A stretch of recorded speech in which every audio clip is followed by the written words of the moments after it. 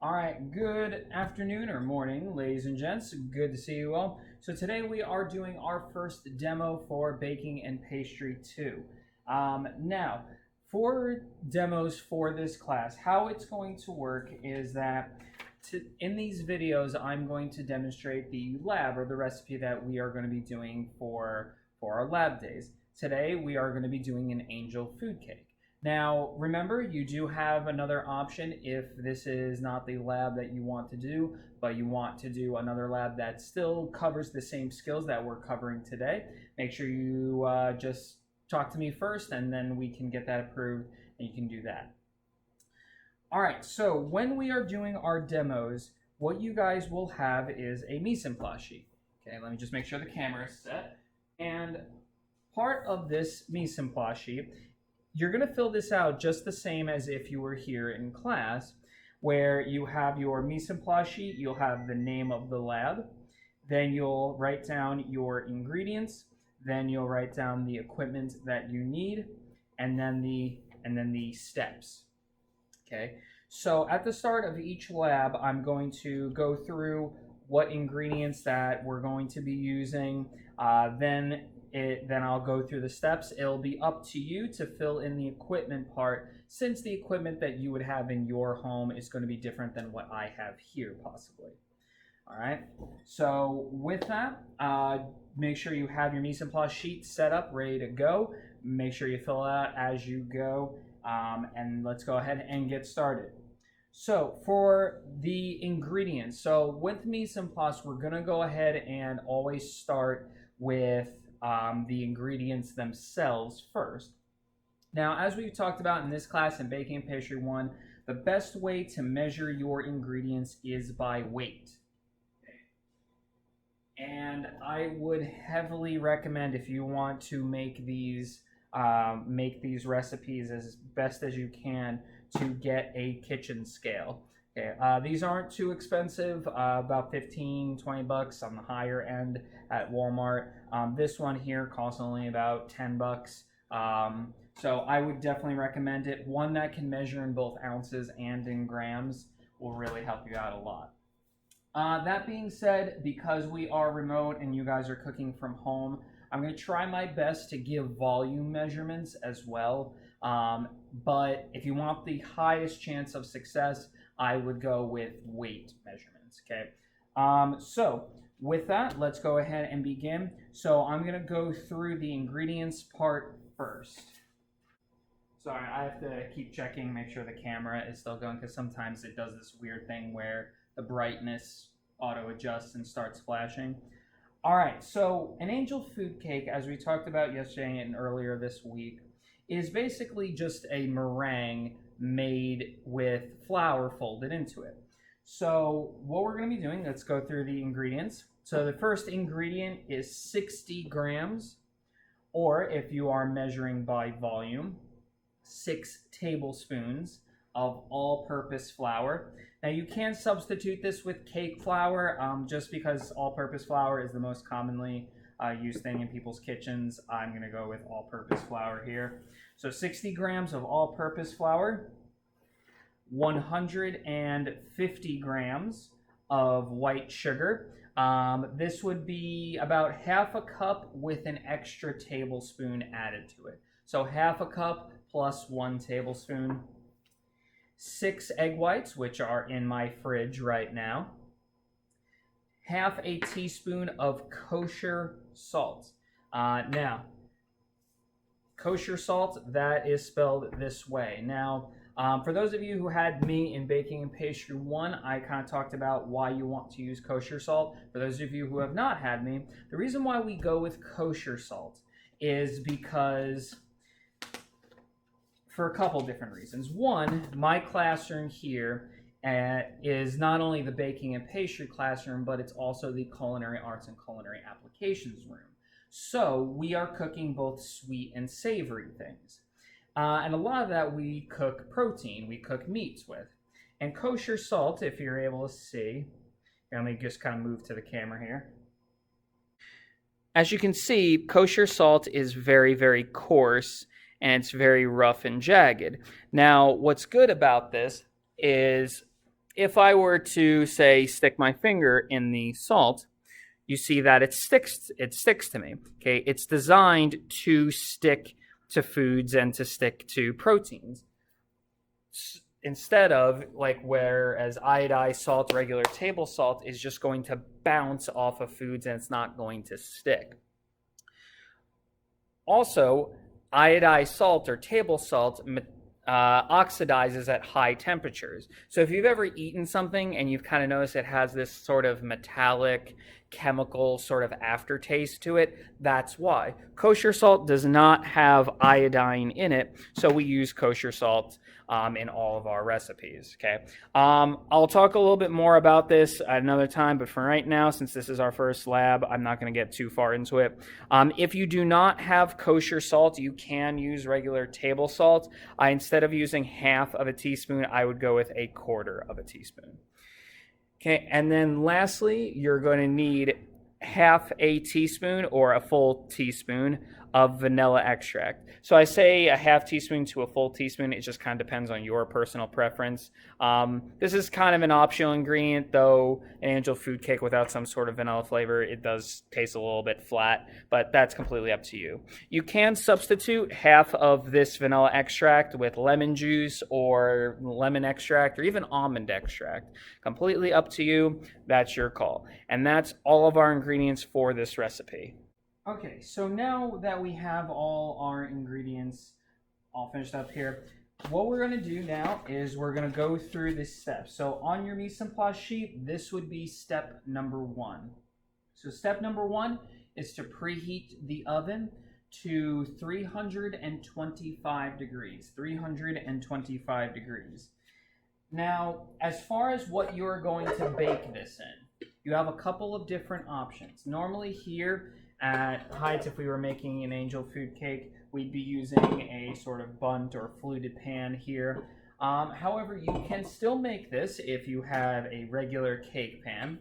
Today I'm going to be using, probably I'll have to see how much batter, cake batter I have, but I'm going to go with 2 smaller cake pans. You can also bake this, if you would like, in muffin tins and make almost like a miniature angel food cake for this recipe. It's completely up to you. You have a bunch of different options. We'll talk about just kind of like a ballpark on what to, as far as the time it'll take to bake and all these different things. All right. So one thing that is important, that unlike any other cake that we will make here, normally with a cake you would have to grease the pan, flour it, lay down some parchment paper so that way it doesn't stick to the pan. However, as we talked about yesterday, you do not want to get fat and oil on egg whites, on a meringue. So in this case, we're actually just going to leave these completely clean, just like this. All right, so now we go on to step 2. Now, as far as the equipment that you will use, right now, for me, here at Heights, I have a stand mixer, okay? And if you have one here with the whisk attachment, it makes this so much easier. However, you can still make this even if you just have a whisk and a bowl. It'll just take a little bit longer, all right? So step 2 is to separate 6 eggs. So what you need to do is you need to separate the egg white from the egg yolk. Now, there's a couple ways to do this. Okay. Now, here I have a couple bowls set up for me to do this process. Now, here's a couple ways to do it. Now, one way that most people do it is that they crack the egg and then they kind of gently open up the egg. And what they do is that they just kind of transfer the yolk back and forth in between the 2 shells so that they get the egg white out.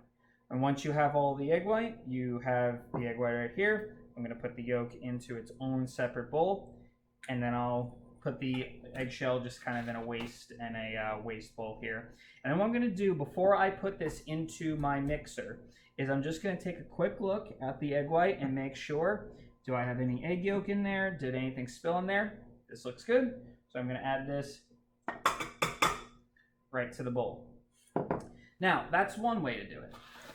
The problem with that method is that you can see there's a lot of sharp edges to the eggshell that are just inevitably going to happen.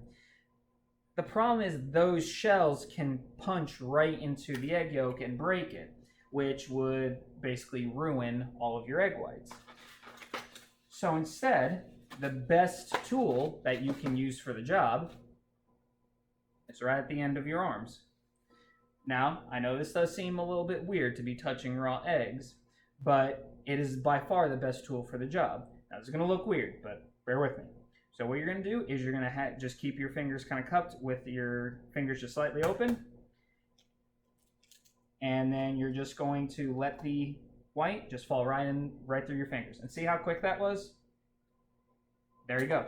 Done. Okay, that looks good. Dump that into the bowl.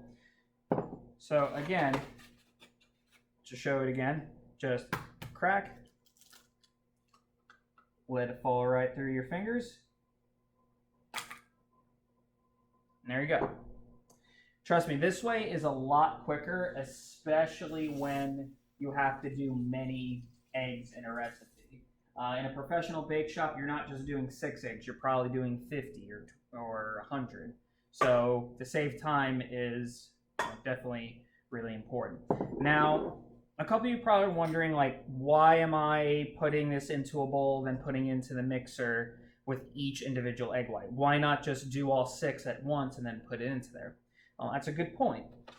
The thing is, I don't want to have the risk of a yolk breaking and ruining all of the egg whites in the bowl. So like, let's say for example, I go through and I'm cracking all of the eggs into the bowl, right? And I have about 5 egg whites in this bowl. And then I get to the very last egg, and just with how I crack it or however, the yolk breaks and the yolk ends up in the bowl. Well, if that happens, now all 6 of those egg whites are now ruined and contaminated. Whereas if I were to do it one at a time, if the egg yolk breaks and it goes into the white, well, I'm only contaminating that one egg white. I can throw it away, clean the bowl, and just pick right back up where I am. Whereas if I were to do it, this way where I just stack them all up, I run that risk of cracking an egg yolk into this bowl and ruining the entire thing and losing 6 eggs in the process. I'd rather not risk it. It worked out fine here, but it's kind of dangerous to do. All right, so that is step 2.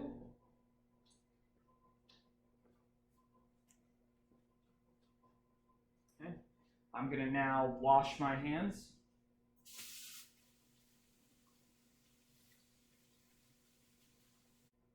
Now that I have my hands washed, I'm just going to clear my counter. Now, these egg yolks are really useful to make other recipes such as lemon curd or ice cream or custard or anything like that. Oh, that's for another class. All right. So now what I'm going to do is I'm going to kind of shift the camera over to my mixer, and then we'll pick up from there. All right, so as you can see, I have my mixer set ready to go. You can see the egg whites are in the bowl right now. You can see they're very watery, very liquidy. We're going to change that right now. So like I said, if you do not have a stand mixer, you can just simply use a regular whisk and beat that until it comes to stiff peaks. But for here, I'm going to go the easy way here. So now we're going on to step 3. So what I'm going to do is I'm going to put the egg whites, the kosher salt, and the vanilla into the bowl and I'm going to start the mixer on about medium-low speed.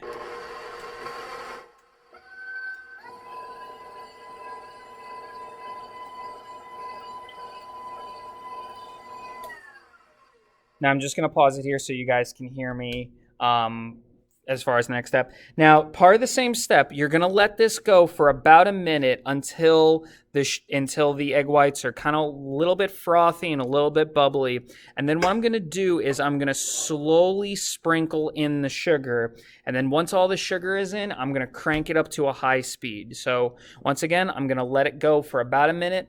Then I'm going to slowly sprinkle in the sugar, and then I'm going to then crank the speed up until the egg whites form a meringue. So let me show that right now.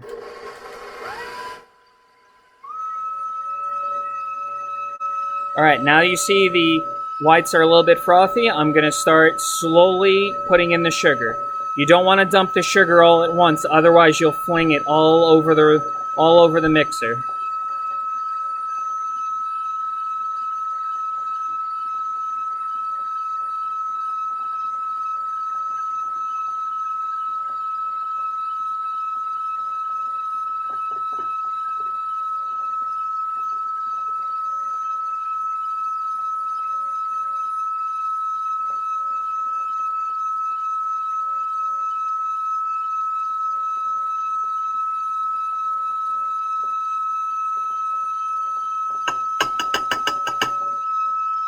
All right, now that all the sugar is there, I'm gonna crank this up to high speed, and I'm gonna beat this until it's light and fluffy, and it's what's called stiff peaks. I'm gonna show that here in a couple of moments.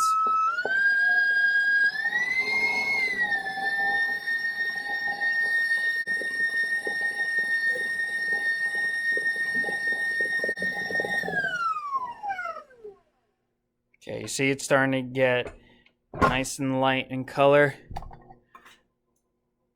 but we're not quite there yet. See how it's kind of pourable still? So it's gonna just continue going.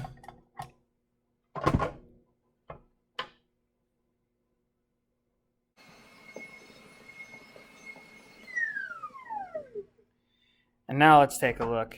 So if I remove the whisk attachment, what stiff peaks should look like, it should look like this. So like all the points of the meringue should be kind of firm and not fold and not like kind of sag over. Now, you want the ultimate test to see if you're done? First of all, look how fluffy that is and how those little egg whites turn into that.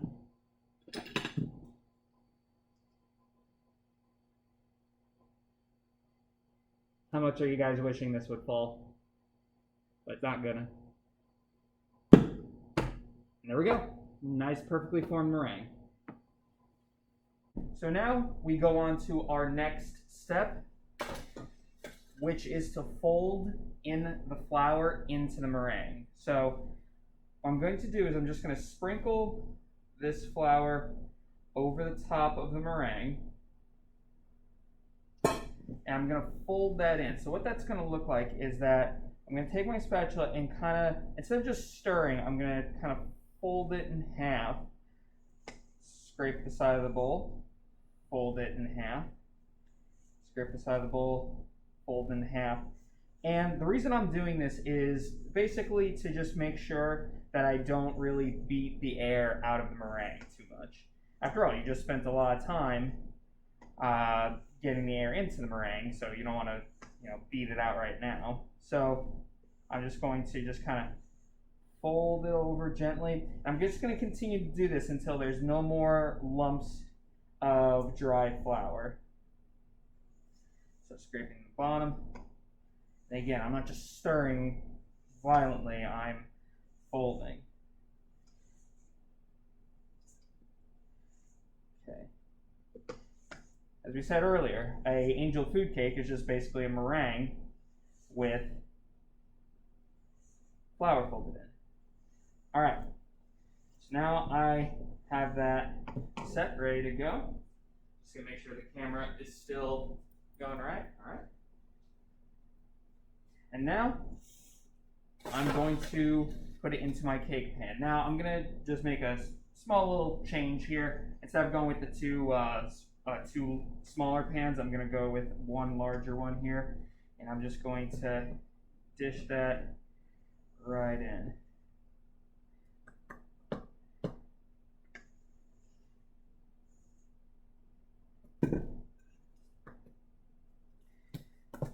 Alright, so now just kind of go around, just smooth the top. Remember, you do not want to spray oil onto this baking pan at all. You want it completely ungreased. Remember, grease can ruin meringues.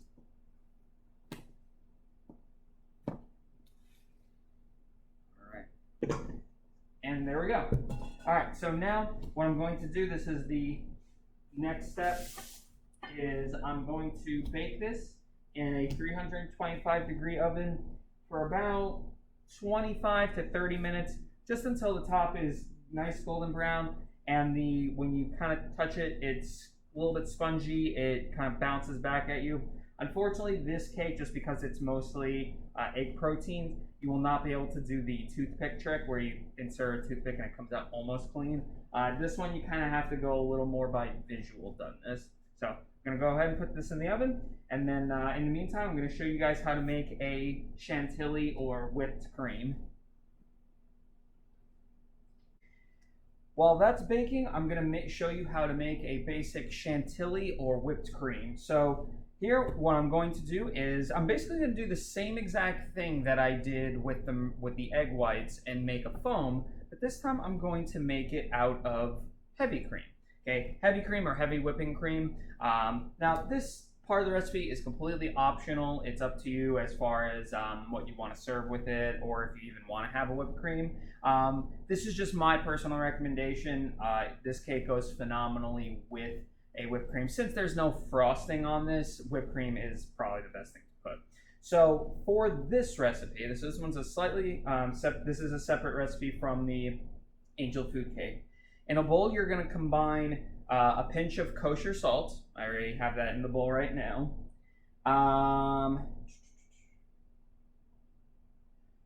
4 ounces or half a cup of heavy cream.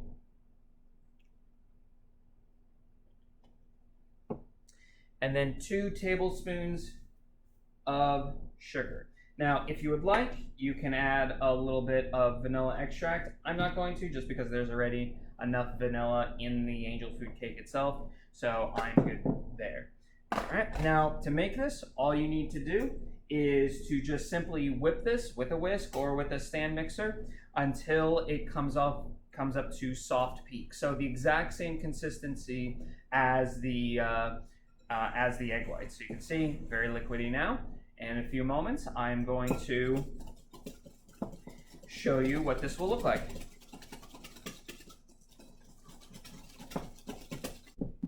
All right, so a couple minutes later, I have my whipped cream. And once again, same thing. Right above my head. All right, now we are ready to serve. So I have my cake here. It's been cooling completely upside down, and now I'm just going to get out of the pan.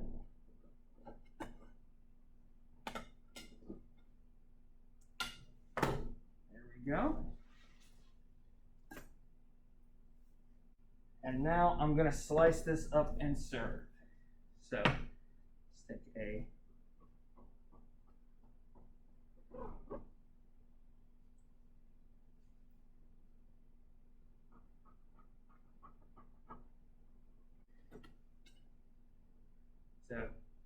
your slice of angel food cake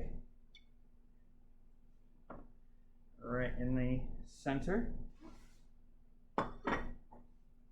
and then I'll take